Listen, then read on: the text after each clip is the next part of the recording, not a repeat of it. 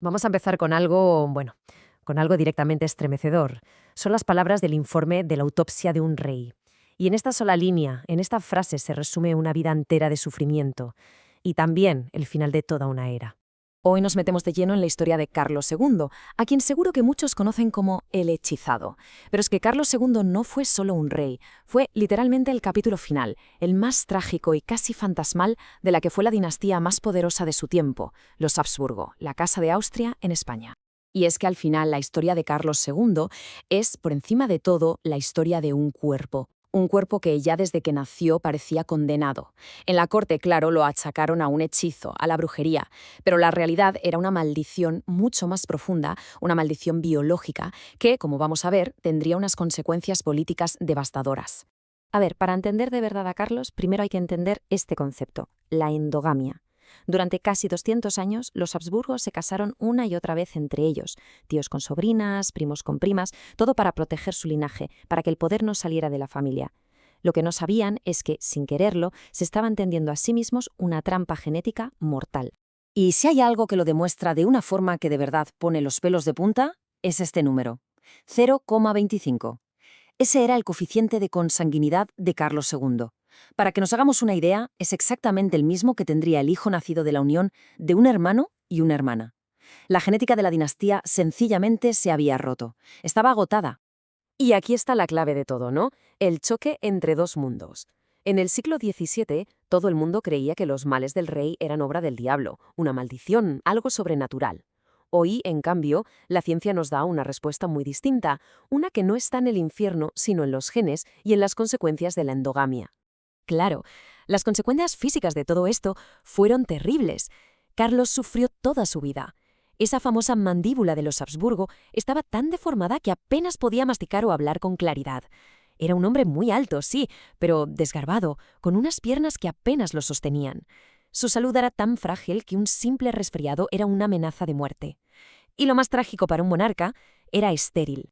Bueno, y claro, ¿qué pasa cuando el rey es tan débil? Pues que se crea un vacío de poder gigantesco en la corte. Y ese vacío no se llenó con política ni con razón, se llenó con intrigas, con superstición y con un miedo casi palpable a lo sobrenatural que lo acabó contaminando absolutamente todo. Al final, la conclusión oficial de la corte, ojo, liderada por su propio confesor, fue que el rey no estaba enfermo. No, estaba poseído, hechizado. Como la ciencia de la época no daba respuestas, pues se fueron a buscar la causa directamente al infierno. Y el delirio llegó a unos extremos que hoy nos parecen de película. Se organizaron exorcismos a distancia. Unos sacerdotes se pusieron a interrogar a supuestos demonios que habitaban en unas monjas de Asturias, y de ahí salió la revelación. Al rey le habían dado un hechizo a los 14 años en una taza de chocolate, un brebaje hecho con polvos de los huesos de un ajusticiado y sesos de cordero. Una locura. Y claro, ante un diagnóstico así, los remedios fueron igual de macabros y desesperados. El primero, abrir palomas vivas por la mitad y colocárselas sobre la cabeza, porque creían que la sangre caliente absorbería los vapores malignos de su cerebro. Como eso obviamente no funcionó, pasaron al siguiente nivel. Llenaron su cama, su propio lecho, con reliquias y huesos de santos. La idea era que la proximidad con lo sagrado expulsaría al mal, pero lo único que consiguieron fue aumentar su incomodidad y sus fiebres. Y ya la desesperación llegó a un punto de no retorno. Se llegó a exhumar el cuerpo incorrupto de San Isidro, el patrón de Madrid, para que pasara la noche en la misma habitación del rey. Cuentan que Carlos incluso besó los restos del santo, esperando un milagro que, por supuesto, nunca llegó. Pero claro, todo este drama personal, toda esta tragedia, estaba a un paso de convertirse en una catástrofe política de nivel continental, porque todo ese sufrimiento tenía una consecuencia que iba más allá del hombre y que afectaba al imperio más grande del mundo. Carlos II no podía tener hijos. La corona de España no tenía heredero. Y lo intentó, ¿eh? Se casó 2 veces. Primero con María Luisa de Orleans, a quien, por cierto, amó profundamente. Y después con Mariana de Neuburgo. Pero nada, ninguno de los 2 matrimonios consiguió un sucesor. Para un rey cuya función principal era justo esa, garantizar la continuidad de la dinastía, esta era la humillación definitiva y el mayor peligro imaginable para su reino. Y con este panorama, toda Europa empezó a hacerse la misma pregunta, a cuchichear la misma cuestión. Con el rey muriéndose lentamente, ¿quién iba a heredar el inmenso imperio español? Y ahí, claro, las dos grandes potencias del momento, los Habsburgo de Austria, su propia familia, y los Borbones de Francia, sus archienemigos, empezaron a mover ficha. La corte de Madrid en esos años era, un auténtico nido de espías y de conspiradores. Por un lado estaba la facción austracista, la que quería mantener la corona en la familia, en la casa de Austria. Y por el otro, la facción que apoyaba a Felipe de Anjou, que era nieto de nada menos que Luis XIV de Francia, el rey Sol. Su argumento era que solo el poder de Francia podría mantener unido el imperio. Y así, poco a poco, llegamos al momento culminante de toda esta historia. Los últimos días de un rey solitario, melancólico, presionado por todos los bandos, que tenía que tomar la decisión más importante de su vida.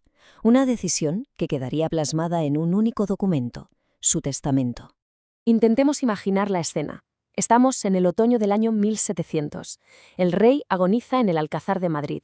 Y en las calles, en las iglesias, en las cortes de París, de Viena, de Londres, solo hay un tema de conversación. ¿Qué dirá el testamento? El futuro de un continente entero dependía de la última voluntad de un hombre roto. Llega el 1 de noviembre de 1700. Carlos II por fin muere. Las campanas de Madrid doblan a muerto y en la corte se rompen los sellos del testamento. Y lo que había dentro fue una sorpresa mayúscula, un giro de guión total. Porque Carlos II, el último Austria, el último Habsburgo de España, nombra heredero a Felipe de Anjou, a un Borbón, al nieto de su mayor enemigo, Luis XIV de Francia. Fue una decisión tomada, según parece, para evitar que el imperio se desmembrara, pero que lo iba a cambiar absolutamente todo. Y uno podría pensar que esto traería la paz, ¿verdad? Pues todo lo contrario. Lejos de calmar las aguas, esa decisión fue la chispa que prendió la mecha de una guerra total en Europa. La muerte del rey no fue un final, sino el terrible comienzo de un conflicto por su herencia. Lo que pasó después fue un efecto dominó, pero a escala continental. Imparable. Muere Carlos, se lee el testamento, se nombra un Borbón y, claro, Austria y sus aliados no lo aceptan. El resultado inevitable fue una guerra continental que duraría 13 largos años, la Guerra de Sucesión Española. Al final el legado de esta decisión fue inmenso. Marcó el fin de 200 años de gobierno de los Austrias en España y supuso el inicio de la dinastía Borbón, que de hecho es la que reina a día de hoy. Pero el precio fue altísimo. España perdió todas sus posesiones europeas en Italia y Flandes y se impuso un nuevo modelo de Estado mucho más centralista, al estilo francés. Y todo esto nos deja con una pregunta final, ¿no? ¿De verdad puede la tragedia biológica de una sola persona, la soledad de un hombre atrapado por su propia sangre, tener consecuencias tan enormes como para redibujar fronteras y decidir el destino de millones? La historia de Carlos II demuestra que sí, que a veces la biología, la superstición y la política chocan de una forma tan brutal que cambian el curso de la historia para siempre.